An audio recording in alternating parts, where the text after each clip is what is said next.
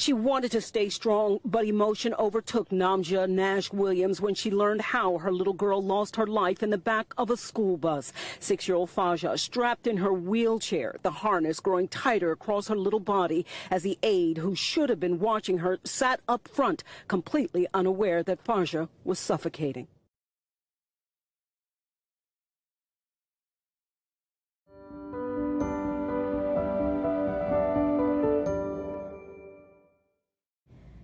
Faja Williams is a beautiful 6-year-old little girl. Her mother, Namja Nash Williams, describes her as a sweet and beautiful child. She was the joy in her family's life. She had beautiful dimples.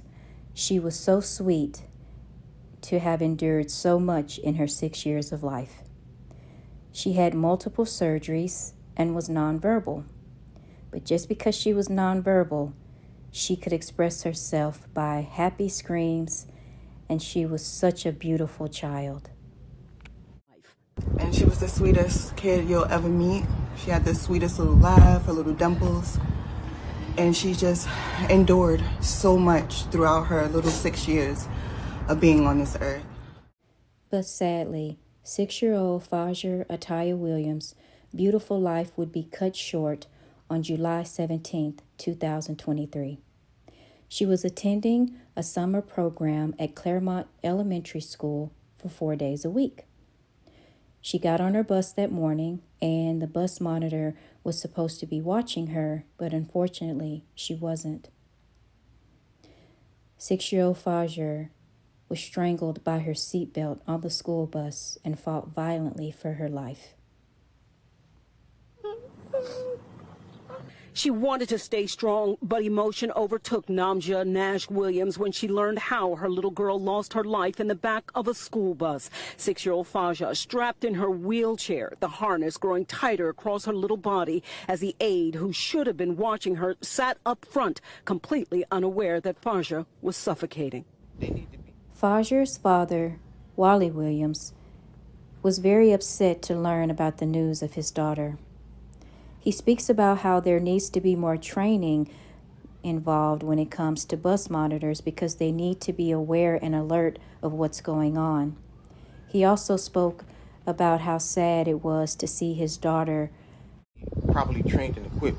Obviously, she wasn't. If she's sitting on the bus with disabled kids and she's on a cell phone on the head with headphones on the head, listening to doing whatever she was doing while my daughter back there fighting. The bus is owned by Montauk Transit here in Somerset. Prosecutors say the aide, 27-year-old Amanda Davila of New Brunswick, had on ear pods and was on her cell phone for at least part of the 15-minute ride to the Claremont School in Somerset, where little Faja went 4 days a week to an extended summer program. She'd only started here July 5th with a new driver and a new aide, and by the time the bus arrived, she was unresponsive. She didn't have oxygen. Her brain phone was 40 minutes. Do you understand the image that we got in our head of our daughter the last time we seen her? What we had to go through? Faja was born with a rare chromosome disorder called Emmanuel syndrome. Unable to speak or walk, she was the joy of her family's life. She did not deserve this. To be taken away from us in such a way that had nothing to do with her condition. The bus was a small handicap-equipped vehicle like this one, and Faja's mother says she watched as she went into the back. She's nonverbal, so she doesn't make words. She makes sounds. She cools. You know, she has the happy screams. She makes sounds. She has a voice. If you hear anything, you will look. So these people are not even looking, not hearing, not paying attention, not turning around. This is what's bothering me. This will never, ever happen again if I have any say-so. What makes this case even more sad is that Faja's mother, Namja Nash Williams, works for a company that provides non-emergency transportation services for people like Faja. So the fact that this happened to her daughter was extremely devastating for her. Ironically, she works for a company that provides non-emergency medical transportation for people. Her job to make sure things like this don't happen. I do these things to make sure that this doesn't happen. and it happens to my baby.